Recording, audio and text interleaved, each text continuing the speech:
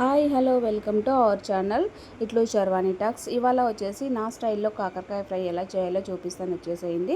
దానికోసమని ఒక పావు కేజీ నేను కాకరకాయలు తీసుకొని చిన్న చిన్న ముక్కలు కట్ చేసి పెట్టేసుకున్నాను. ఎందుకంటే కాకరకాయ పైన ఉండే పొట్టు ఉంటుంది కదా, తీసేసి చిన్న చిన్న ముక్కలుగా కట్ చేసి వాటర్లో వేసి నేను సాల్ట్ పసుపు వేసి బాగా కడిగి పెట్టేసుకున్నాను. ఎందుకంటే చేదు అనేది పోతుంది. దానికోసమని ఇక్కడ మనకు వచ్చేసి పొడి చేసుకోవడానికి మనకు పల్లీలు, ఎండు కొబ్బరి, ధనియాలు, మినపప్పు, జీలకర్ర పప్పు అవన్నీ తీసుకొని డ్రై రోస్ట్ చేసుకొని పక్కన పెట్టేసుకొని అదే కడాయిలో మళ్ళీ నూనె వేసి అందులోనే కొంచెం వేడైన తర్వాత శనగపప్పు, మినపప్పు, అలాగే ఆవాలు, జీలకర్ర, కరివేపాకు, పసుపు వేసి కొంచెం వేపుకోవాలి. వేపుకున్న తర్వాత ఆల్రెడీ మనము కట్ చేసి పక్కన పెట్టేసుకొని వాటర్లో కడిగి పక్కన పెట్టేసుకున్న ముక్కలు ఉన్నాయి కదా, కాకరకాయ ముక్కలు, అందులో ఇంకొంచెం వాటర్ కంటెంట్ ఉంటుంది కాబట్టి బాగా పిండేసుకొని వాటర్ అని తీసేసి మనకు ఈ పోపులో వేసేసుకోవాలన్నమాట.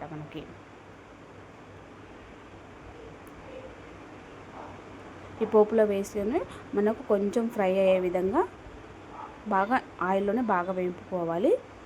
మనకి ఇక్కడ కాకరకాయ ఫ్రై అవుతున్నప్పుడే మనకు ఆల్రెడీ మనం డ్రై రోస్ట్ చేసి పెట్టుకున్న పల్లీలు అవన్నీ ఉన్నాయి కదా, మసాలా దినుసులు, అవి మనము మిక్సీ పట్టేసుకుందాము.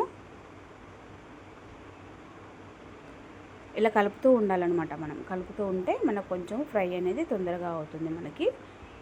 సో చూడండి, ఇక్కడ మనం ఆల్రెడీ వేంపి పెట్టుకున్న ఇవన్నీ ఉన్నాయి కదా, ఇవి మనం మిక్సీ పట్టేసుకొని పొడి చేసుకుందాము. పొడి చేసి పక్కన పెట్టేసుకున్న తర్వాత ఇప్పుడు మళ్ళీ ఆల్రెడీ అక్కడ పెట్టేసాం కదా కాకరకాయ ఫ్రై, ఒకసారి చూద్దాము అది ఏ విధంగా అయింది అనేది.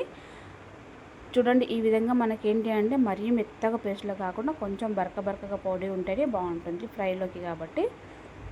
ఓకే, చూడండి, ఇప్పుడు ఈ విధంగా మనకు మొత్తం ఫ్రై అయిపోతుంది. కలుపుతూ ఉండాలి మనకు, లేకపోతే మాడిపోతుంది మనకి ఈ విధంగా.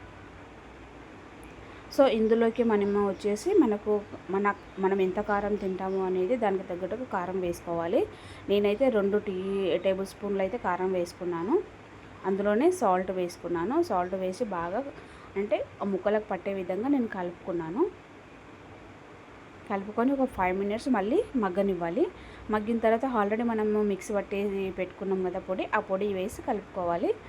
ఓకే, చూసారు కదండి, నా వీడియో ఇప్పటి వరకు చూసారు కదా. మీకు నచ్చితే ఒక చిన్న లైక్ ఇచ్చి షేర్ చేసి సబ్స్క్రైబ్ చేయండి. ప్లీజ్ సపోర్ట్ చేయండి నా వీడియోని మీకు నచ్చినట్టయితే. అలాగే ఇది కూడా మీకు నచ్చితే ఒకసారి మీరు నా స్టైల్లో చేసి చూడండి. మీకు టేస్ట్ ఎలా వచ్చిందనేది నాకు వీడియో కామెంట్ రూపంలో చెప్పండి. చూడండి, ఫైనల్గా మనకైతే కరకరలాడే కాకరకాయ ఫ్రై అనేది రెడీ అయిపోయింది.